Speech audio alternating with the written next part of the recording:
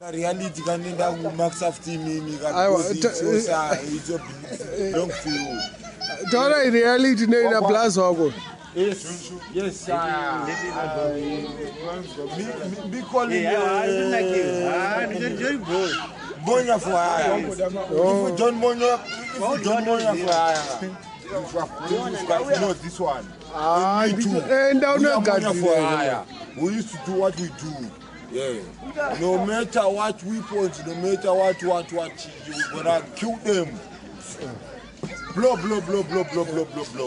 Yeah. Alongside Junior D, Rastingo, me say. No,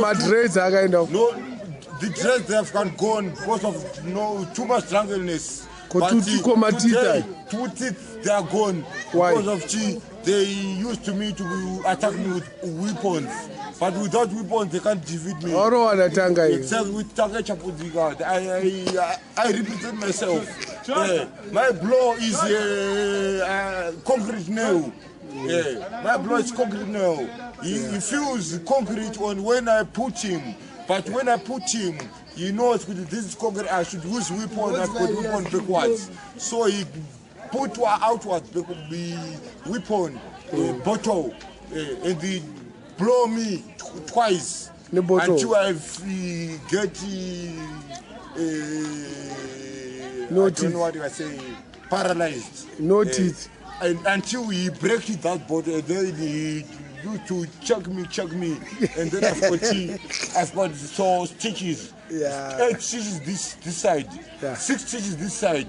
On mouth, 8 stitches. Then I've got no tooth. Without the tentacle, what they removed the properly. Yeah. And I don't know where they go. Those tooths, I try to panda, but Nagasha, those the Agavacho Nagasha. But the bare hands with him. Ndokumbiro karapena no dao kuti round one twenda pakati topisana aro I don't know winini nebonzo rake arenderana naye. That's why he use weapon, because I give him a blow, which is I don't think too much to him. That's why he used weapon. Me, I'm a Rasta man. I don't and it is a noise. But through Kuchikujizo, Nagaita say, Nagaitwa noise, noise. But I used to defend myself. But that's my run against Yes. But because of he had weapons, back weapon on his back pockets. Yeah. Which I don't realize. I've got mine. I've got mine. Rangana Ninaru. Narbatsa someone. I need pay. Not she. Not weapon. What she. I want to discipline this guy. You want to discipline him? If I discipline him, I can own with the Mars. Moto parubvira moto urukubuda mumayenza. That's why he used to use that weapon, and then I get paralyzed, and then he cut me off my tears, and then I get 8 stitches, and I get 5 stitches, and I get 8 stitches inside mouth, and then I was removed 2 mouths, and I don't know where they go. But me a Sparta. Yes, man. Till I die. Me a Sparta till I die. You know. If you know Sparta, you know me. Sparta till I die. Then was Sparta. Tommy Lee. Me a Sparta. Tommy Lee. Till I die. Yes, I bleed, I cry and smile, and I get tears out, fighting for survival. Yeah. Fighting for survival. That's why I call me Sparta. Yeah. Yes, sir. Rastingo. Rastingo. One.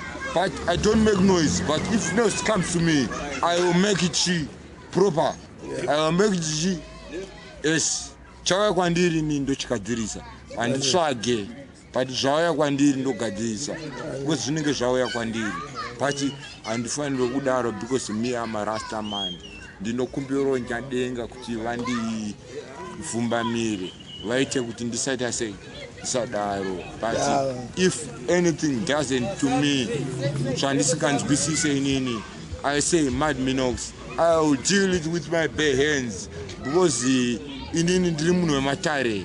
If you see this thing red, black, white. Who else who doesn't see you didn't see with this label? Matare. Esa. Ndinofamba nematare vangu. Ndinofamba nevadzimbi vangu. Asi zvosisa kuna mutai. Esa. So we close this session. But Minox, we should link up another day. Yes, sir. Yes, sir. Proper. Mazvinzwa ka boys now. Anofamba nematare. Anofamba nematare. John.